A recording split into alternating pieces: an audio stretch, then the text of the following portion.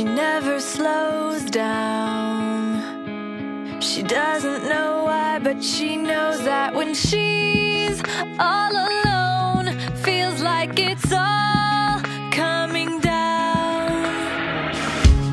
She won't turn around. The shadows are long and she fears if she cries that first tear, the tears will not stop raining down. So stand in the rain, stand your ground, stand up when it's all crashing down. You stand through the pain, you won't drown, and one day what's lost can be found. You stand in the rain.